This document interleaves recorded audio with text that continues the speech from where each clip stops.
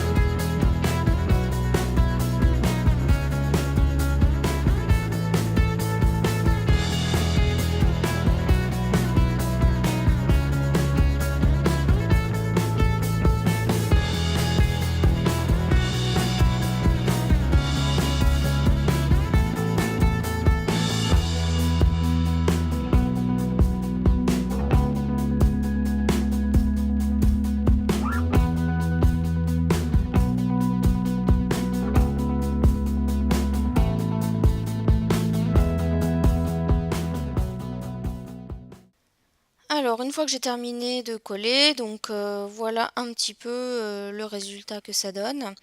Donc, à ce moment-là, en fait, je trouvais que le fond, enfin, le décor que ça faisait, je trouvais que ça faisait un petit peu trop pétant, parce que j'avais utilisé des papiers pour certains qui étaient un petit peu soit foncés, soit avec des couleurs peut-être un peu flashy, ou en tout cas qui ressortaient beaucoup.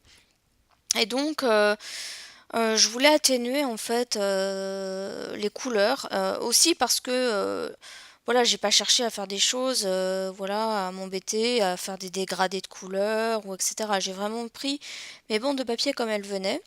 Donc voilà, pour un petit peu peut-être aplanir les couleurs, j'ai voulu un petit peu les atténuer et donc j'ai voulu utiliser du calque. Donc j'ai hésité en fait à utiliser du gesso, une fine couche de gesso, mais au final voilà, j'ai opté pour le calque.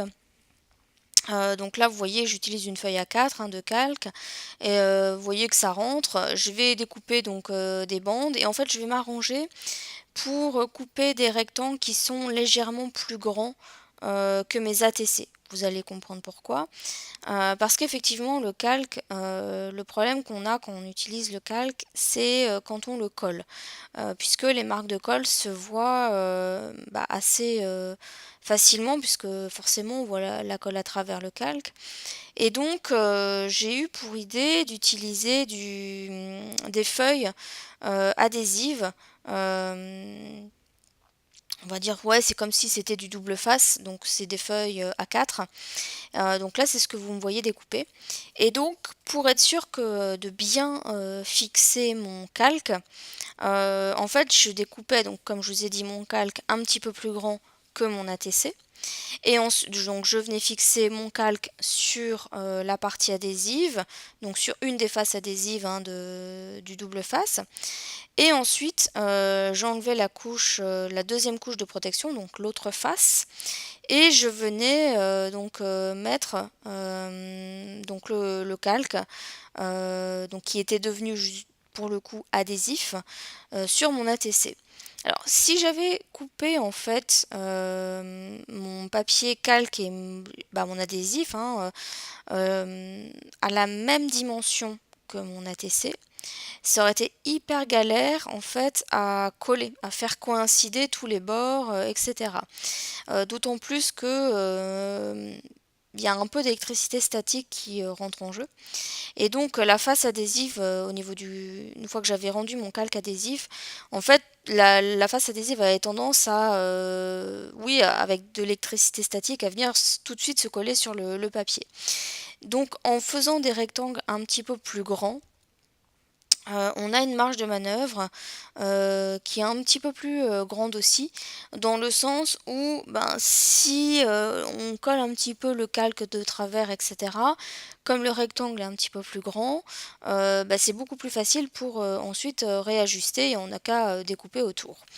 Donc je vous ai montré juste l'étape pour un ATC, je vous ai épargné les autres parce que ça m'a pris quand même pas mal de temps de coller le calque, tout simplement parce que rien que pour enlever, alors il y a une partie adhésive où la protection s'enlève très bien, mais il y a une autre partie qui est beaucoup plus compliquée à enlever, et donc voilà, j'ai pris pas mal de temps pour faire cette étape-là.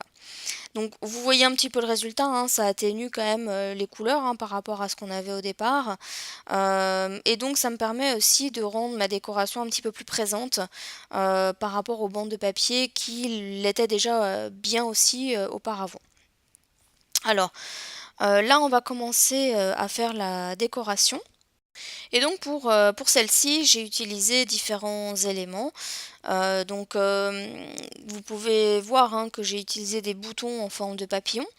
Donc en fait, je me suis aidée des bornes de papier pour coller mes éléments. Donc là, vous pouvez voir que par exemple mes papillons, je les ai collés en oblique. par rapport à des bandes de papier qu'il y avait. J'ai utilisé des petits sequins, donc en forme de fleurs et d'étoiles. J'ai utilisé ensuite des espèces de petits boutons. Donc j'en ai des mauves et des couleurs plutôt jaunes. Et puis des espèces d'embellissements. C'est pas du métal, hein, mais c'est argenté.